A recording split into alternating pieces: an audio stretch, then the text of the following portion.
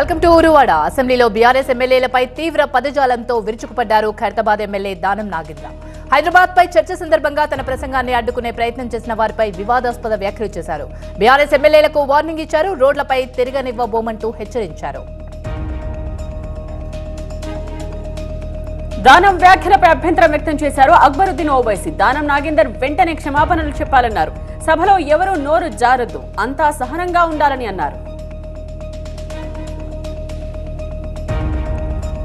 టీజీపీఎస్సీని ప్రక్షాళన చేశామన్నారు deputy CM Bhatti Vikramarka. కొత్త నోటిఫికేషన్లు, ఉద్యోగాల భర్తీకి చర్యలు తీసుకున్నామని చెప్పారు.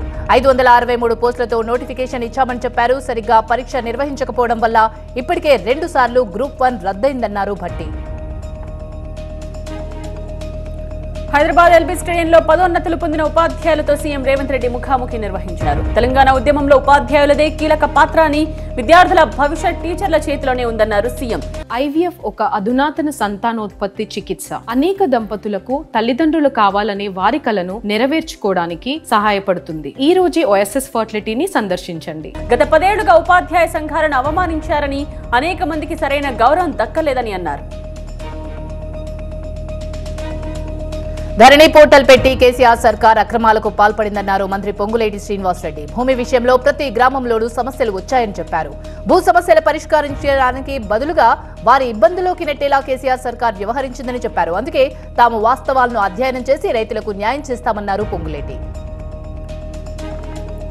తిరుమలగిరి పిఎస్ లో సర్పంచ్లను పరామర్శించారు హరీష్ రావు. పెండింగ్ నిధుల కోసం సర్పంచ్లు పోరాడితే వారిని అన్యాయంగా అరెస్ట్ చేశారన్నారు. సర్పంచ్లు ప్రజలకు సేవ చేయడం తప్ప అని ప్రశ్నించారు. రాష్ట్రంలో పోలీసుల రాజ్యం నడుస్తోందన్నారు హరీష్ రావు.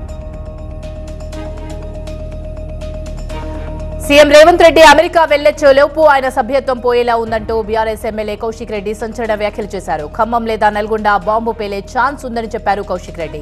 సబితా ఇందారెడ్డిపై సీఎం రేవంత్ రెడ్డి వ్యాఖ్యలు చేశారని, ఆయన వెంటనే క్షమాపణలు చెప్పాలని డిమాండ్ చేశారు. సభలో తనకు మైక్ ఇవ్వడం లేదని ఆరోపించారు కౌశిక్ రెడ్డి.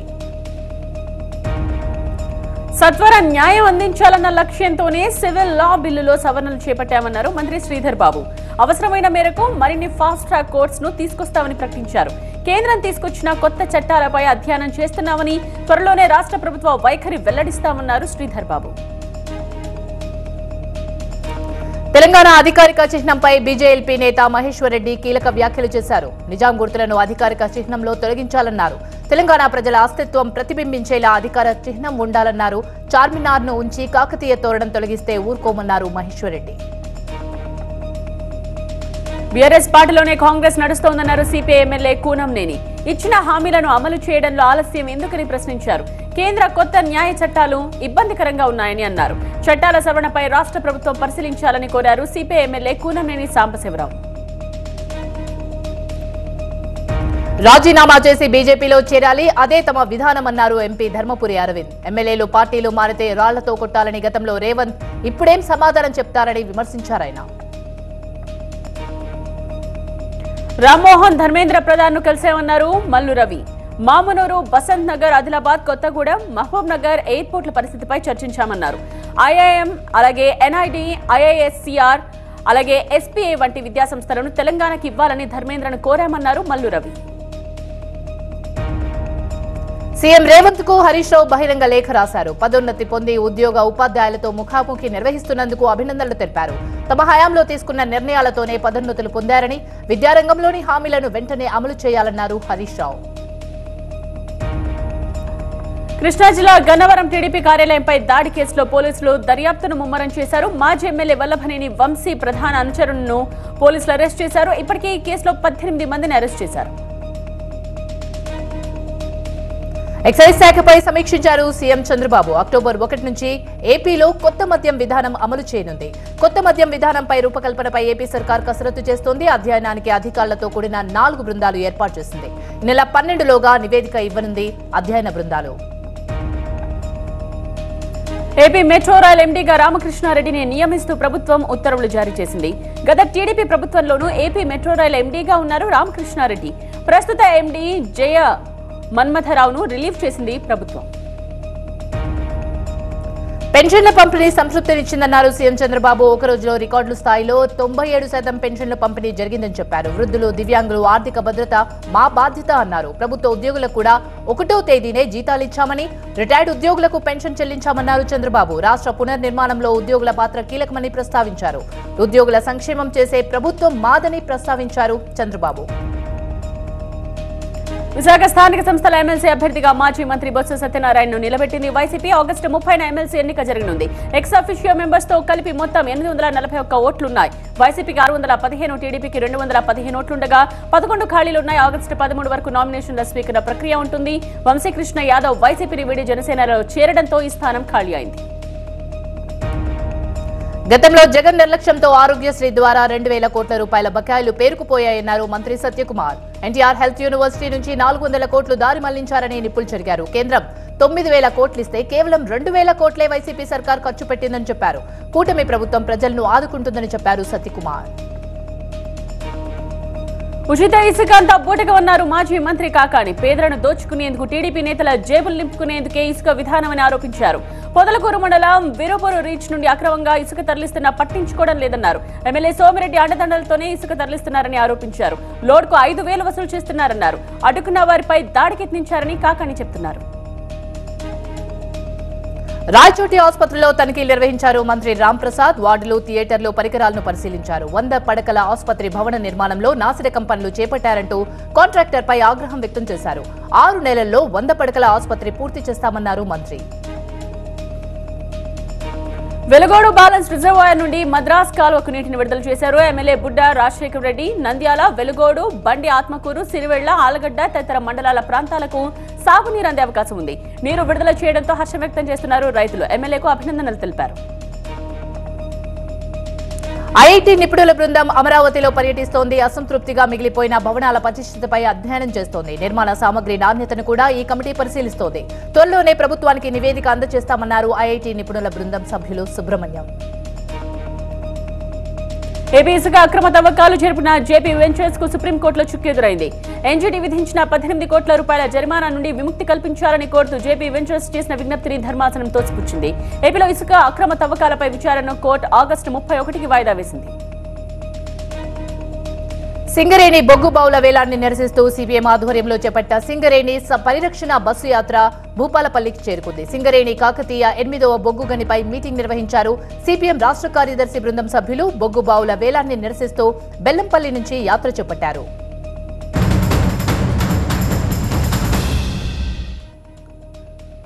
ఓయూలో సీఎం రేవంత్ రెడ్డి చిత్రపటానికి పూలాభిషేకం చేశారు నిరుద్యోగులు. ఎన్నో ఏళ్లుగా ఎదురు చూస్తున్న జాబ్ క్యాలెండర్ ను సీఎం అసెంబ్లీలో ప్రకటిస్తామనడం సంతోషమన్నారు. నిరుద్యోగుల కోరిక జాబ్ క్యాలెండర్ తో పాటు 25 లక్షల మందికి ఉపాధి అవకాశాలు కల్పించేలా young India skill development university ఏర్పాటు చేయాలనే ఆలోచన గొప్ప నిర్ణయమని కొనియాడారు.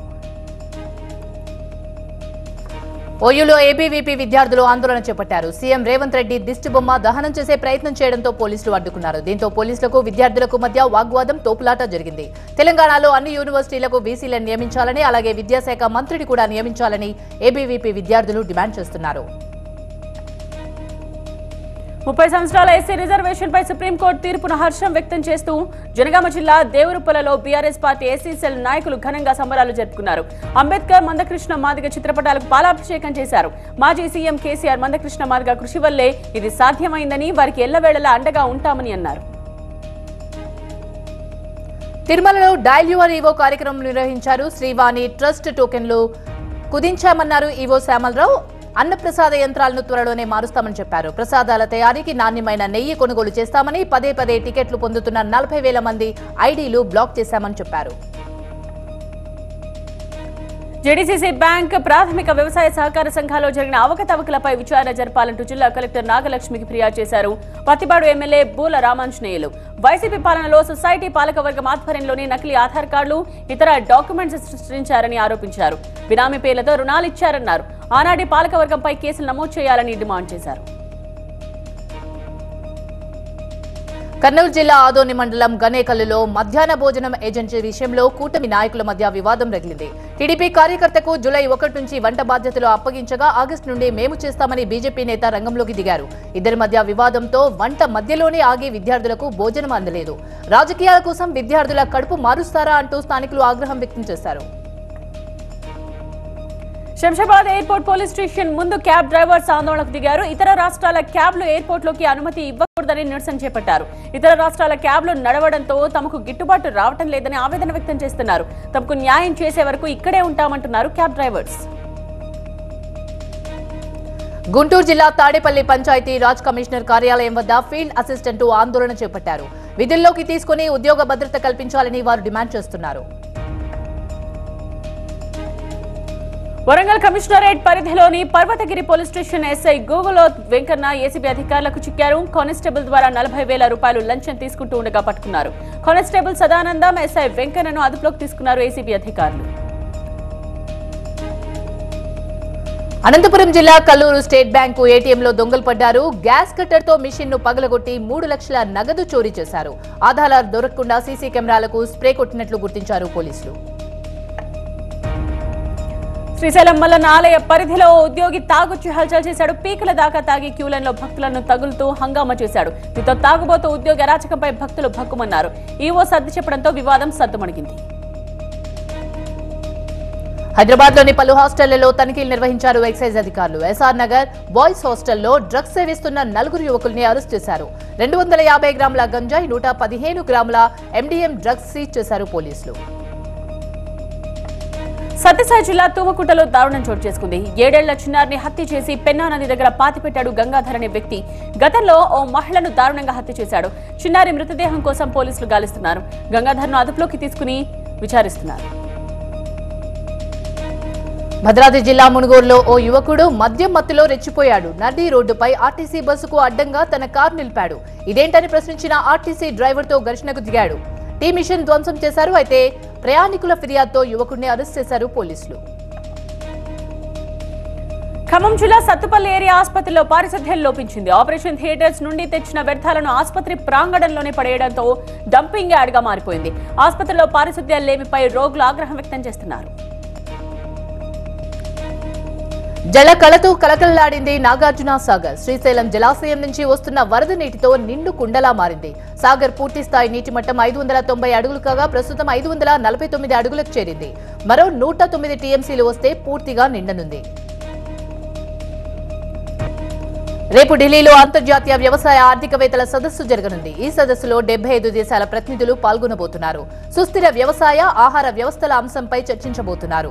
ఇది దేశ వ్యవసాయ పురోగతిని ప్రదర్శిస్తుందన్నారు ప్రధాని మోదీ. భారీ వర్షాలతో ఉత్తరాది విలవిల్లాడుతోంది. ఉత్తరాఖండ్ లో ముంచెత్తిన వరదల కారణంగా 10 మంది చనిపోయారు. కేదార్నాథ్ మార్గంలో బ్రిడ్జ్ కూలి 100 మంది దాని కింద చిక్కుకున్నారు. మరో 3 రోజులు భారీ వర్షాలు తప్పవని ఐఎండీ చెబుతోంది.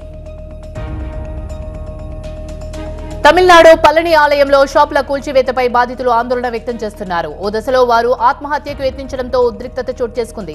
బాధితుల్ని బలవంతంగా అడ్డుకొని కూల్చివేతలు కొనసాగిస్తున్నారు అధికారులు.